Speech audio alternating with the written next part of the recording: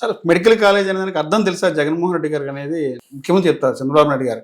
అసలు medical college అంటే అర్థం తెలుసా జగన్మోహన్ రెడ్డికి? ఏదో భూమి కేటాయించి ఒక కొబ్బరికాయ కొడితే అయిపోద్దా అని చెప్పి అనేది ఆయన చెప్తారు. జగన్మోహన్ రెడ్డి గారికి మెడికల్ కాలేజీలు అంటే అర్థం తెలుసా అంటే, సరే వాళ్ళు చాలా పెద్దవాళ్ళు, అనుభవం ఉన్నటువంటి వాళ్ళు, ఎందుకు ఇట్లా సడన్ గా ఏమి తెలియని వాళ్ళలాగా చిన్నవాళ్ళలాగా అయిపోతున్నారు నాకైతే అర్థం కావట్లేదు. జగన్మోహన్ రెడ్డి గారి పరిపాలనలో ఈ రాష్ట్రంలో 17 మెడికల్ కాలేజెస్ వచ్చాయండి. 1923 నుంచే నేను జగన్మోహన్ రెడ్డి గారు ఒక స్టాటిస్టిక్ చెప్తే నేను ఆశ్చర్యపోయాను. 1923 నుంచి 2019 దాకా ఈ రాష్ట్రం మొత్తం కూడా 12 మెడికల్ కాలేజెస్ ఉన్నాయి. అందులో రాజశేఖర రెడ్డి గారు తను ముఖ్యమంత్రిగా ఉన్నప్పుడు తీసుకొచ్చింది 5. లేకపోతే ఏంటంటే 13లో 12లో 5 పోతే ఎన్ని? 7. చంద్రబాబు నాయుడు గారు ముఖ్యమంత్రిగా ఎన్నిసార్లు ఉన్నారు? 4 సార్లు. ఇది 4సారి. అవునా? అంటే 4 సార్లు దాదాపు 4, 5, 20 సంవత్సరాలు ముఖ్యమంత్రిగా, ఇప్పుడు వచ్చింది 15 సంవత్సరాలు వేసుకుంది, 16 అనుకోండి. లేకపోతే ఒక ప్రతిపక్ష పార్టీ నాయకుడిగా నాకు తెలిసి నువ్వు ఈ ఒక్క మెడికల్ కాలేజ్ అన్నా నువ్వు తీసుకొచ్చావా? అంటే నన్ను కంప్లీట్ కానివ్వండి. అసలు జగన్మోహన్ రెడ్డి గారికి అసలు మెడికల్ కాలేజ్ ఏంటో తెలియదు అని అంటున్నారు కదా మీరు. మీ ఈ 15 సంవత్సరాల 16 సంవత్సరాల ముఖ్యమంత్రి పరిపాలనలో is there any remarkable identification of Nara Chandrababu Naidu గారు ఒక్క మెడికల్ కాలేజ్ తెచ్చినట్టు ఎక్కడైనా ఉందా? చెప్పుకోగలుగుతున్నారా? అసలు మీకు ఏమి లేనట్టు మీరు జగన్మోహన్ రెడ్డి గారికి మెడికల్ కాలేజ్ అబ్రివేషన్ తెలుసా, మెడికల్ కాలేజ్ అంటే తెలుసా? దానికి ఒక ముఖ్యమంత్రిగా common sense is most important sir. ఈ రాష్ట్రంలో ప్రజలు వైద్యం లేకపోతే వైద్యంలో ఉండాల్సిన డాక్టర్స్ రాష్ట్రం పట్ల దీన్ని ఒక మెడికల్ హబ్గా ఎలా తయారు చేయాలి, మెడికల్ కాలేజెస్తో పాటు మెడికల్ హాస్పిటల్స్తో పాటు పబ్లిక్ హెల్త్ సెంటర్స్, వీటన్నిటిని కనెక్ట్ చేసి దాదాపు ఒక అద్భుతమైనటువంటి మెడికల్ హబ్గా ఆంధ్రప్రదేశ్ని తయారు చేయడం కోసం 17 మెడికల్ కాలేజీలు తీసుకొస్తే మీరు పొలాలు కేటాయించారు, బిల్డింగ్లు కట్టారు, కానీ మీరు అది కూడా చేయలేదు కదా. ఉమ్మడి రాష్ట్రంలో ఉన్నటువంటి ఏ ముఖ్యమంత్రి అయినటువంటి విధంగా మెడికల్ కాలేజ్ 23 మెడికల్ కాలేజ్ అని చెప్పి టీడీపీ ప్రచారం చేస్తుంది. మీరేం ఏం చేయదని చెప్తున్నారు అంటే ఉంటే ఉండాలి కదా సార్. ఇప్పుడు 23 మెడికల్ కాలేజెస్ ఉంటే చూపించండి ఒకటి. నేను అడిగేది పేపర్ పెట్టండి, వైట్ పేపర్ మీద. So these are the medical college which are in the region of Chandrababu Naidu గారి పీరియడ్లో ఇన్ని వచ్చాయి, లేకపోతే రాజశేఖర రెడ్డి గారి పీరియడ్లో ఇన్ని వచ్చాయి. లేదు 1952 నుంచి రాష్ట్రంలో ఎన్నికలు జరిగి ప్రభుత్వాలు వచ్చాయి, కాంగ్రెస్ పార్టీ ఎక్కువగా ఉంది, ఫలానా ఆ ముఖ్యమంత్రి పీరియడ్లో ఎన్ని వచ్చాయి, మర్రిచెన్నారెడ్డి పీరియడ్లో ఎన్ని వచ్చాయి, లేకపోతే ఎన్ జనార్దన్ రెడ్డి పీరియడ్లో వచ్చాయి, కోట్ల విజయభాస్కర్ రెడ్డి పీరియడ్లో ఎన్ని వచ్చాయి, బ్రహ్మానంద రెడ్డి గారి పీరియడ్లో వచ్చాయి, రాజశేఖర రెడ్డి గారి పీరియడ్లో ఎన్ని వచ్చాయి, ఎన్టీ రామారావు గారి పీరియడ్లో ఎన్ని వచ్చాయి, చంద్రబాబు నాయుడు గారి పీరియడ్లో వచ్చాయి, నాదెళ్ల భాస్కర్ గారి పీరియడ్లో ఎన్ని వచ్చాయి? చెప్పండి sir. Give us, people will educate. అంటే సోషల్ మీడియాలో దాదాపు 23 మెడికల్ కాలేజ్ తీసుకొచ్చినటువంటి చరిత్ర టీడీపీ అని చెప్పి ప్రచారం చేస్తుంది.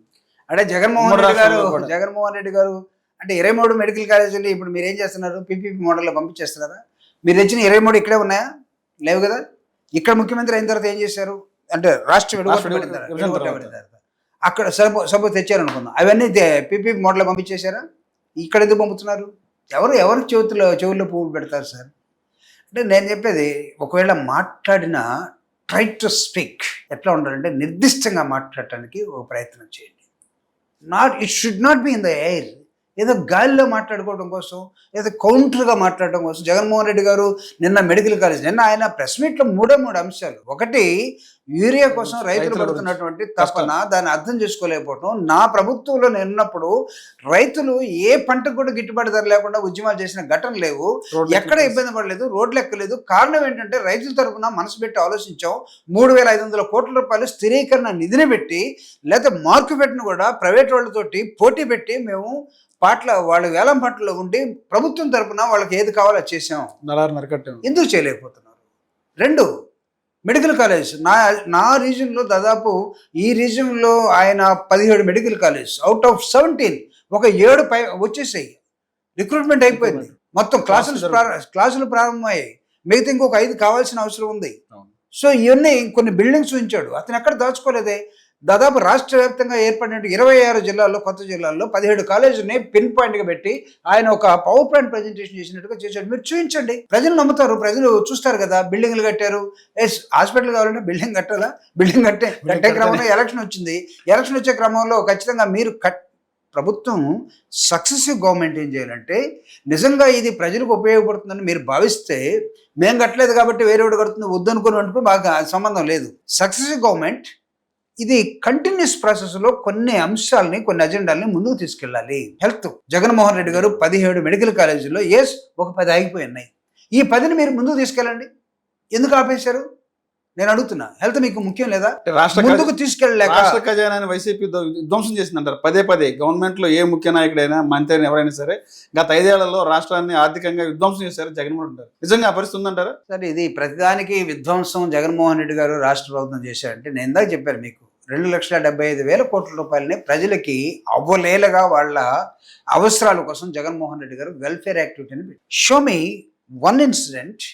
ఈ 15 నెలల పరిపాలనలో మీరు రాష్ట్ర ఖజానాకి దెబ్బ పడకుండా మీరు వెల్ఫేర్ యాక్టివిటీస్ని జగన్మోహన్ రెడ్డి గారు తీసుకెళ్ళినట్టుగా భారీ ఎత్తున ఎక్కడైనా ఒకటి తీసుకెళ్తే అది చూపించండి. నెంబర్ 2, మీరు జగన్మోహన్ రెడ్డి గారు ఖజానాన్ని ఖాళీ చేశారంటున్నారు, అప్పులు చేశారంటున్నారు. మీరేం చేశారు? 2 లక్షల కోట్ల అప్పులు ఇప్పటికీ చేసేసారు 14 నెలల్లోనే 15 నెలల్లోనే. You have been reach.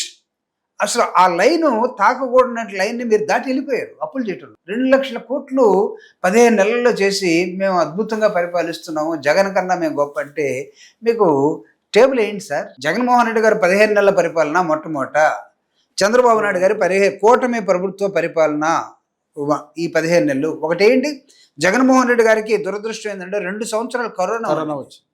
కరోనాలో కూడా రాష్ట్రంలో ఒక్క మనిషి కూడా ఇబ్బంది పడకుండా అతనికి ఉన్నటువంటి వైద్యంలో ఉన్నటువంటి ఎంప్లాయీస్ మొత్తాన్ని అతను ముందుకు పంపించి ప్రజలకు ఇచ్చినటువంటి సర్వీసెస్ ఏదో స్టిల్ పీపుల్ ఆర్ రిమెంబరింగ్. పారిపోలేదు ఎక్కడికి.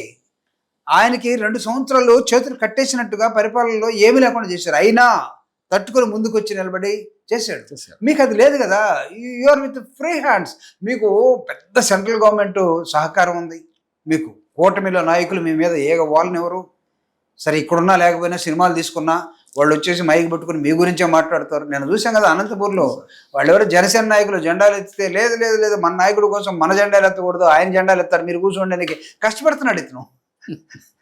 ఎందుకు కష్టపడుతున్నాడు నాకైతే అర్థం కాలేదు. దేవుడిచ్చిన తమ్ముడు అంటే సరే మంచిదే అంటే కలిసి ఉండటం కూడా మంచిదే. ఎంతకాలం 2014-19 కలిసి ఉన్నటువంటి వాళ్ళు 19-24 వచ్చేసరికి ఏమైపోయారు? రాష్ట్రం విడిపోయినప్పుడు మీరు కలిసే ఉన్నారు కదా. నెక్స్ట్ ఎన్నికల్లో ఎక్కడికి వెళ్ళారు? ఎందుకు? బీఎస్పీ ఎక్కడుంది? మాయావతి ఎక్కడుంది? కమ్యూనిస్టులు ఎక్కడున్నారు? సిపిఐ వాళ్ళు, సిపిఎం వాళ్ళు, లేకపోతే ఇంకొక అన్ని పార్టీలు ఎందుకు ఎత్తుకున్నారు మీరు? దేవుడిచ్చిన తమ్ముడైతే అప్పుడే దేవుడు లాగేశాడు వెనక్కి. మాయం చేశాడా? లేదు కదా. ఇవన్నీ ఎందుకు సార్? అవకాశవాదంగా మాట్లాడదలుచుకున్నారు, మాట్లాడుకోండి. But we're not trying to blame previous government. Jaganmohan Reddy గారికి ఏమి తెలియదు మెడికల్, జగన్మోహన్ రెడ్డి గారికి అడ్మినిస్ట్రేషన్ ఏం తెలియదు అనుకుందాం. మెడికల్ కాలేజ్ అర్థమే తెలియదు జగన్ కంటే అనుకుందాం. జగన్మోహన్ రెడ్డి గారికి ఏమి తెలియదు, ఆయన లెర్నర్, అడ్మినిస్ట్రేషన్ లెర్నింగ్లో ఉన్నాడు, స్టూడెంట్ అనుకుందాం. మరి ఒక స్టూడెంటే ఇంత అద్భుతంగా చేయగలిగితే మీరు ప్రొఫెసర్ కదా. 40 years కదా మీరు ప్రొఫెసర్, వీసీ వైస్ ఛాన్సలర్ అంటావా? తర్వాత వైస్ ఛాన్సలర్ అంటావా? మీరు ఆ లెవెల్ కదా. మీరు ఎందుకు పడిపోయారు? 14-19లో ఎందుకు పడిపోయారు సార్? 19-24లో ఎందుకు పడిపోయారు మీరు? ప్రజలు ఎందుకు వచ్చేసారు? కాబట్టి ఇలాంటివన్నీ మాట్లాడుకునే ముందు కొంచెం ఆలోచించుకొని జగన్మోహన్ రెడ్డి గారికి ఏమీ తెలీదు. జగన్మోహన్ రెడ్డి గారు హార్వర్డ్ యూనివర్సిటీలో చదవలేదు, నో డౌట్.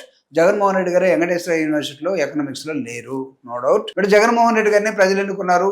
రాజశేఖర రెడ్డి గారి ఆలోచన విధానాన్ని ముందుకు తీసుకెళ్ళడం కోసం వైఎస్ఆర్ కాంగ్రెస్ పార్టీ వచ్చింది. జగన్మోహన్ రెడ్డి గారు ప్రజలు ఉవ్వెత్తున లేచినటువంటి ఒక ఉద్యమంలో ఈయనే మా నాయకుడు అని చెప్పుకున్నాడు. ఆయన దానికి తగ్గట్టుగా పరిపాలన తీసుకొచ్చాడు. నేను చెప్తాను ఈరోజు గర్వంగా, ఈ రాష్ట్రంలో పేదంటి పిల్లవాళ్ళ ప్రపంచాన్ని ఏలాలి అనే దశకి ఇంగ్లీష్ మీడియాన్ని ఇంట్రడ్యూస్ చేసినటువంటి వ్యక్తి. ఎడ్యుకేషన్లో ఒక రెవల్యూషన్ నాడు నేడు.